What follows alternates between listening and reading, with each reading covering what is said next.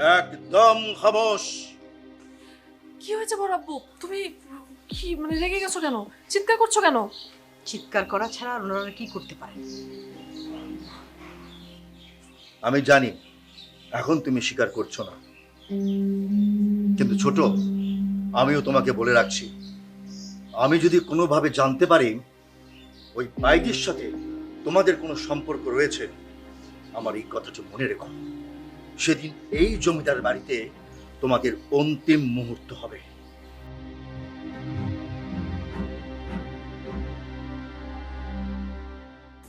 আম্মু কি হয়েছে বলো তো? বড় আব্বু এসব কি বলছিল? ভাইজান বললেন আমি নাকি বাইজির সঙ্গে যোগাযোগ করেছি। সাংঘাতিক ব্যাপার তো। হ্যাঁ, বড় আব্বু তোমাকে এত বড় একটা অভিযোগ করতে পারলো? হে আর নতুন কি, সব সময় তো নানান অভিযোগে অভিযুক্ত আমরা। না, তা ঠিক না, বাট বড় আব্বু তো কখনো তোমার সাথে এভাবে চিৎকার চেঁচামেচি করে না আম্মু। তাহলে কেন এমন করছে আমার সাথে? আমার যতটুকু মনে হচ্ছে কেউ দাদি আম্মির মাথায় এই কথাটা ঢুকিয়ে দিয়েছে। আচ্ছা ঠিক আছে আম্মু, তুমি চিন্তা করো না, আমি যখন দাদি আম্মির সাথে কথা হবে আমি ঠিক বুঝিয়ে বলবো, ঠিক আছে? এখন চলো তো, খুব খিদে পেয়েছে, চলো তো খাবার আমি দিই। যাবো না, তুই খেয়ে নে যা।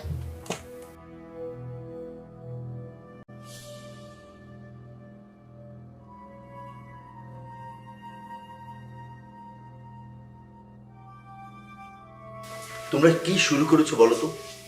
তোমরা কি সত্যি সত্যি ওই বাইজের সাথে হাত মিলিয়েছো? কি বলছো তুমি? এই প্রশ্ন কেন হঠাৎ করে উড়ে এসে জুড়ে বসলো, আমি তো বুঝলাম না। আর মিথ্যাচার করো না, তোমার জবান বন্ধ হয়ে যাবে। আচ্ছা, একটা কথা আমাকে বলো তো, ফাগুনের হাতে অস্ত্র তুলে দেবার ঘটনার সাথে তুমি কি কোনোভাবে জড়িত? কি বলছো তুমি এসব? তোমার জবানটাই তো বন্ধ হয়ে যাবে। তোমার কি সত্যি মনে হয় যে আমি আমার নিজের মেয়েকে খুন করতে চাইবো? হয়তো, কারণ বৃষ্টি তোমার নিশানা ছিল না, তোমার নিশানা ছিল আমার মা। কিন্তু তোমার নিশানা সঠিক জায়গার মধ্যে আঘাত হানতে পারেনি। তুমি এই কথাটা আমাকে কিভাবে বলতে পারলে? নিজের বউকে কেউ এসব বলে? তোমার নিজের বউকে এই কথা বলতে তোমার লজ্জা লাগলো না? আহা, কি হয়েছে? তোমরা আবার আবার কি শুরু করলে? শোন মা, আমি আর এই বাড়িতে থাকতে পারবো না। এই বাড়িতে পান থেকে চুন খসলে তার সব দায়ভার এসে আমার উপর পড়ে। তুই আছিস না আমার সাথে? চল তুই আমার সাথে। বাবা, মা তুমি শান্ত হও। বাবা, তুমি আবার কি বললে মাকে? বৃষ্টি, আমাকে প্রশ্ন করার আগে তোর মাকে জিজ্ঞেস কর, সে কেন সব সময় আমার বিরুদ্ধে যায়? তার কি সমস্যা? সারাটা জীবন কি সে এভাবেই কাটিয়ে দেবে? বাবা তুমি থামো তো, আমি মার সাথে কথা বলছি। মা, কথা বলার আর কোনো অবকাশ নেই। আমি এই বাড়িতে থাকতে পারবো না। তুই তোর বাবার সাথে কথা বলবি না, দেখলি?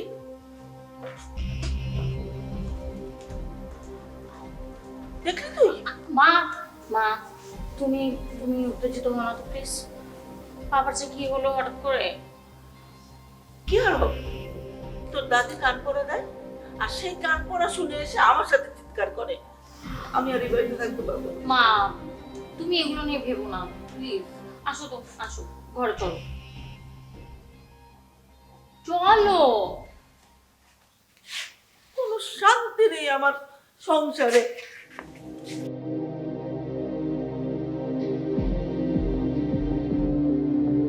বৃষ্টি আপু, তুমি এখানে? তোমাকে না একটা কথা খুব বলা দরকার। বলতেই তো এসেছিস, বল। আপু, তুমি দাদি আম্মির কথা তো জানোই। দাদি আম্মির মাথায় একটা ভুল ধারণা ঢুকে গেছে।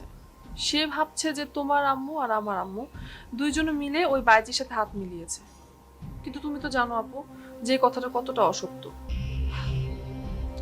সত্যি হওয়ার প্রশ্নই আসে না, কিন্তু আমি ভাবছি অন্য কথা।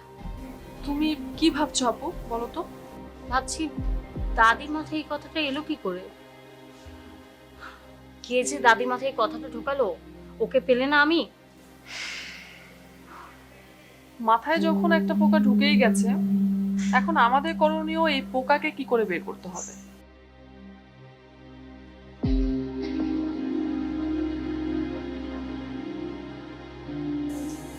এখন আমার মা আর তোর মা দুজনেই বিনা দোষে দাদির চোখে দোষী। আমি জানি না কিভাবে এই অনাকাঙ্ক্ষিত সমস্যার সমাধান করব। তবে তবে কি আপু? আমাদের মাদের নিরপরাধ আমাদেরকেই প্রমাণ করতে হবে। কিন্তু প্রবলেম তো একটাই, দাদি তো আমাদের কারো কোনো কথা শুনতেই চায় না। তার ধারণা সে যেটা ভাবছে সেটাই ঠিক। সমস্যা তো সেখানেই। দাদি যে ধরনের একরোখা আর জেদি, কারো কথাই শুনবে না, তোর আর আমার কথাও না। তাই আমাদেরকে প্রমাণ করতে হবে বিষয়টা। কিন্তু আপু তুমি এটা কি বললে? যা কখনো ঘটেনি সেটা কি করে প্রমাণ করব? সবচেয়ে ভালো হতো যদি বাইজির সাথে যোগাযোগ করা যেত।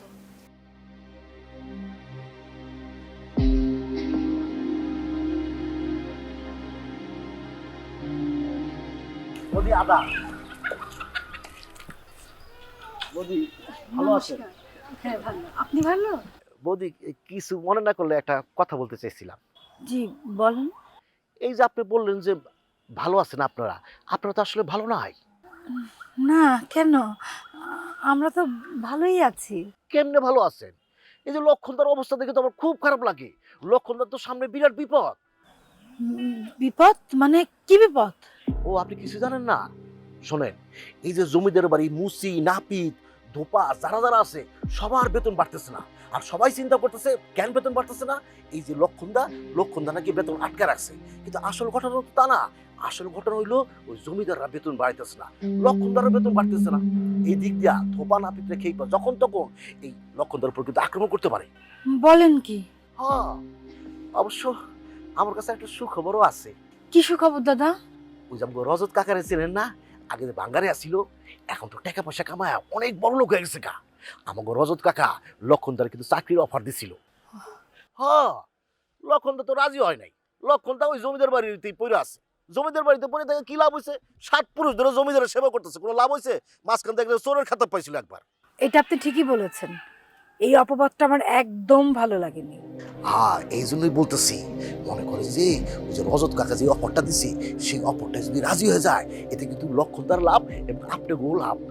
এখানে 3 ডবল বেতন পাইবো, সম্মান বাড়বো, আবার মনে করেন যে আপনাদের সংসারে সুখ আর সুখ, অনেক আয় উন্নতি হইব। ঠিক আছে, আমি আজই আপনার লক্ষণদার সাথে কথা বলবো। অবশ্যই বলবেন। তাহলে বৌদি আমি এখন আসি। জি আচ্ছা, নমস্কার। নমস্কার। লাকড়ি কি বাসায় পৌঁছে দিয়ে আসুন? না না দাদা, আমি পারবো। আচ্ছা ঠিক আছে। আসি।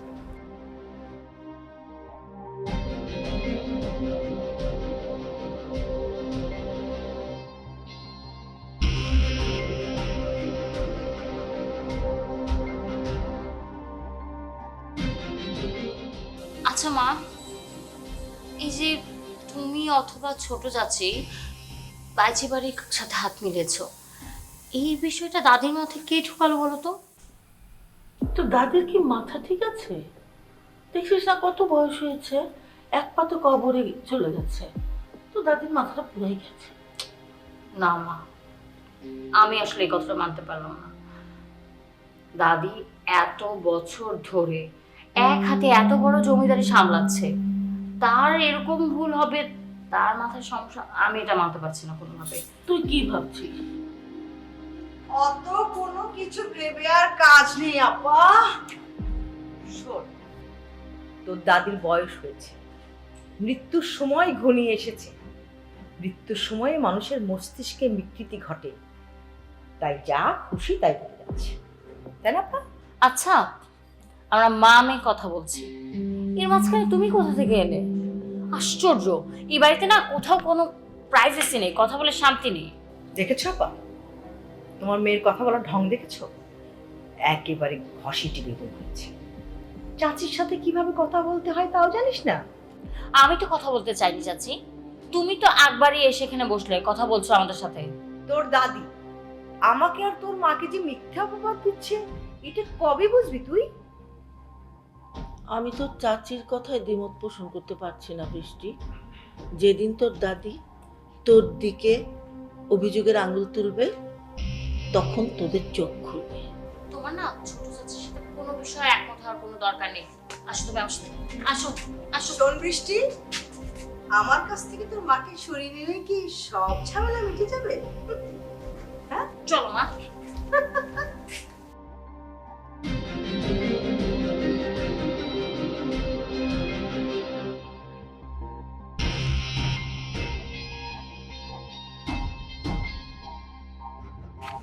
কি ব্যাপার, তুমি এখানে বসে আছো কেন? আমি যে তোমাকে বললাম ঘরে বসো, তোমার সঙ্গে আমার কথা আছে। তুমি কথা না শুনে এখানে এসে বসে আছো কেন? কি হলো, চুপ করে আছো কেন? আমার একটি কথাও তোমার কানে যায় না? সারাক্ষণ খালি জমিদার বাড়ি নিয়ে আছো কেন? কি পেয়েছো ওখানে তুমি? জীবনের সর্বস্ব জমিদার বাড়িতে দিয়ে দিচ্ছ, কথা বলছো না কেন? আচ্ছা লক্ষ্মী, কি শুরু করেছো বলো দেখি? এই সাত সকালে যে কেন কেন কেন কেন কি কি হয়েছে? কি কি শুরু করেছি মানে? যে জমিদার বাড়ি তোমাকে চোর বানায় তাদের স্বার্থ তোমার তো দেখতে হবে কেন? এবার সবকিছু ছেড়ে একটু নিজের স্বার্থটা দেখো, বুঝলে? আমার স্বার্থ দেখবো মানে? নিজের স্বার্থ মানে বোঝো না? এই এই, তুমি কি বলছো গো? আমি আমি আমি আমার স্বার্থ দেখবো মানে আমি আবার কিসের স্বার্থ দেখবো? নিজের স্বার্থ মানে কি বোঝো না? আজই বড় কর্তাকে গিয়ে বলবে তোমার বেতন বাড়াতে, বুঝেছো? রাম রাম রাম রাম রাম, জি জি জি জি জি। এই সব অলক্ষণে কথাবার্তা কেন বলছো? এই এই এই, আমি লক্ষণ এ কথা আমার মুখে আসবে? বল আসবে? তাহলে আমার সাথে লক্ষণের সাথে এই মুচি মেথর, হ্যাঁ এই এই লাঠিয়ালে, এতে কি পার্থক্য বলো দেখি? আরে তারাই তো আমার কানটা ঝালাপালা করে দিচ্ছে, তাদের বেতন বাড়াও বেতন বাড়াও। আরে সেখানে আমি কিনা যে বড় কর্তাকে বলবো আমার বেতন বাড়াতে? না না, এটা আমার দ্বারা সম্ভব। এই লক্ষণের হাতে তাদের সমস্ত জমি জমার হিসাব, সমস্ত টাকা পয়সার হিসাব সব এই লক্ষণ করে গো। হ্যাঁ, এই হাতে করে, তুমি জানো? হ্যাঁ, সব কিছুই লক্ষণ দেখে। জমিদার বাড়ির হিসেব পত্র, টাকা পয়সা সব লক্ষণের হাতে। লক্ষণের ঘরে লক্ষণের বউয়ের কাছে কিচ্ছু নেই, লক্ষণের সংসার চলে না। সারা জীবন অন্যের জমি জিরাত, অন্যের হিসাব নিকাশি করো, নিজের কিছু থাকবে না, নিজের সংসারের কিছু থাকবে না। এই এসব কথা শুনতে ভালো লাগছে না গো। তুমি যাও যাও, বাড়ির মধ্যে যাও তো। শোনো, একটা কথা কান খুলে শুনে রাখো। তুমি আজ জমিদার বাড়িতে গিয়ে বড় কর্তাকে বলবে তোমার বেতন বাড়াতে, আর যদি তোমার বেতন না বাড়ায় তাহলে তুমি কাজ ছেড়ে দিয়ে চলে আসবে, বুঝেছো? এইসব সর্বনাশা কথাবার্তা কেন বলছো গো? হ্যাঁ, আরে বাবা, লক্ষণ তো জমিদার বাড়ির স্বার্থটাই দেখবে নাকি অন্য কারো দেখবে? হ্যাঁ, শোনো, তুমি জমিদার বাড়ির কাজটা ছেড়ে দিয়ে রজত সাহেবের কাজটা করো। ওখানে তোমার টাকাও আছে, সম্মানও আছে। এই এত যে টাকা টাকা করছো, হ্যাঁ, তোমাকে তো আমি খারাপ রাখিনি। আমি কি পড়েছি না পড়েছি কখনো দেখিনি। তোমার কোনটাতে কমতি আছে? না গয়নাতে, না পোশাকে, আশাতে, কোনটায় কমতি আছে? হ্যাঁ, তোমাকে তো আমি ভালোই রেখেছি। আর সবচেয়ে বড় কথা, তুমি কিভাবে পারলে এই কথাটা বলতে? হ্যাঁ, আমার 7 পুরুষ এই জমিদার বাড়িতে আছে, আমি আছি, এটা আমার জন্য কত সৌভাগ্যের জানো তুমি? টাকা টাকার কথা বলতে, টাকা দিয়ে আর যাই হোক লক্ষণকে কেনা যায় না, বুঝতে পারছো?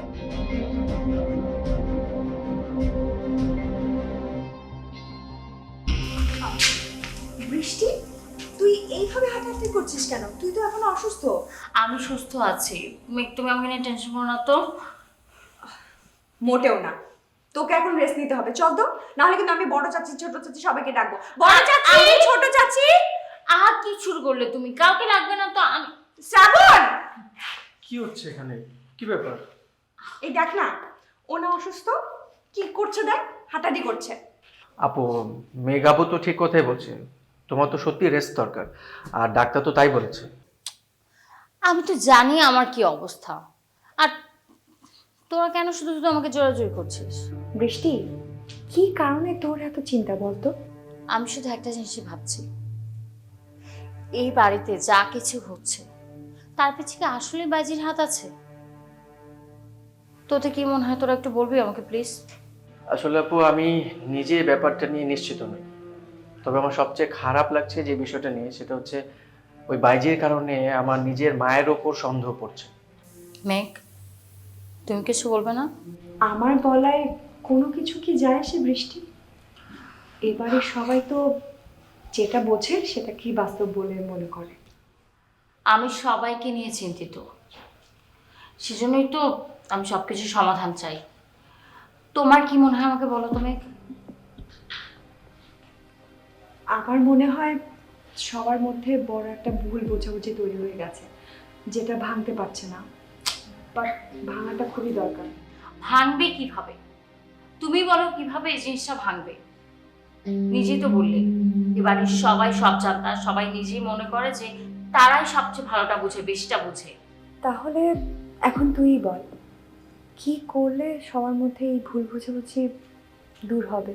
আমার কাছে মনে হচ্ছে আলোচনাটাই সমাধানের গন্তব্য।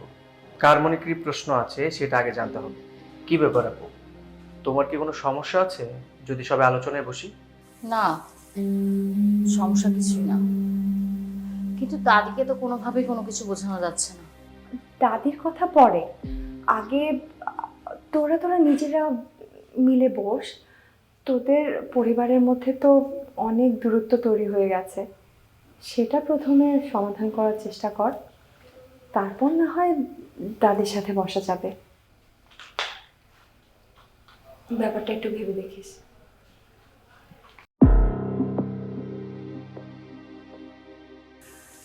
মেঘাপুর কথায় কিন্তু পয়েন্ট আছে। পয়েন্ট তো আছে, কিন্তু আমি ভাবছি আসলে কাজ হবে কিনা। চেষ্টা করতে দোষ কি? তুমি একবার ভেবে দেখো। রাইট, চল চেষ্টা করে দেখি।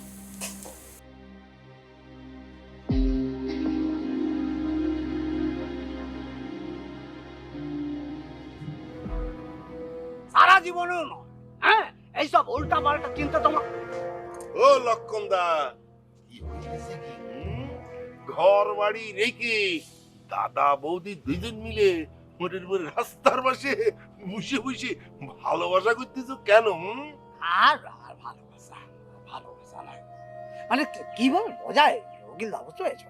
এসব এসব কি যে তোমার বৌদির মাথায় কে কি ঢোকাচ্ছে আমি বুঝে উঠতে পারছি, উল্টা পাল্টা কথা শুরু করে দিয়েছে। কেন ও বৌদি, কি হয়েছে? আচ্ছা উকিল দাদা, তুমি বলো তো, কে নিজের ভালোটা বোঝে না? পাগলও তো তার নিজের ভালোটা বোঝে। এই জমিদার বাড়ির জন্য যে সে সর্বস্ব দিয়ে দিল, তাকে চোর বানালো, এই জমিদার বাড়ি তাকে কি দিল? না দিল অর্থ, না দিল সম্মান। কি বলতেছেন বৌদি, এ সমস্ত কি কথাবার্তা? আপনার কানে কে কে এই কুমন্ত্রণা দিয়েছে? দাদা, এই মন্তর ফন্তর কিছু না, নিজের ভালো সবাই বোঝে, শুধু আপনার এই লক্ষণদা কিছুই বোঝে না। না না, আপনি কি বলতেছেন? মোটের উপরে কথা হচ্ছে কি, এই লক্ষণদা, আমাদের এই লক্ষণদার মতো ভালো মানুষ আপনি কোথায় খুঁজে পাবেন? লক্ষণদা হইল কি মোটের উপর একজন সোনার মানুষ। দাদা, তোমার এই সোনার মানুষ ধুয়ে সংসার চলে না। বাবা, ও লক্ষণদা, মোটের উপর বৌদি তো খুব খেপি রয়েছে। তুমি আসলে কি করিয়েছো? আর বলো তো বলো, এসব কথা শুনতে ভালো লাগে না, এই সংসারটাই আমার ভালো লাগে না, বুঝতে পেরেছো? কেন? সারা জীবন এই ক্যাচর ক্যাচর ক্যাচর, আমি বুঝতে পেরেছি। চিতায় ওঠার আগ পর্যন্ত এই ক্যাচর ক্যাচর থেকে আমার মুক্তি নেই। কি হয়েছে জান? কি হয়েছে? ওই যে রমজান আছে না, রমজান, ওর বাপ রজত ভাঙারি। ওই রজত ভাঙারি আমার কাছে মনে হচ্ছে তোমার বৌদির কানে একটা কান পড়া দিয়ে দিয়েছে, আমাকে কিনতে চায়, বুঝতে পেরেছো? বাইজির সাথে হাত মেলানোর মতো নোংরা মানসিকতা জমিদার বাড়ির কারণে। জমিদার বাড়ির গোড়াতেই তো গেল। মা, আর আমি কাসেম, আপনি আমার চিনেন নাই? চিনেছি তো, তোমাকে দেখে না আমার খিদেটা বেড়ে গেছে। এরকম কথা কেন বললে? বলবোই তো,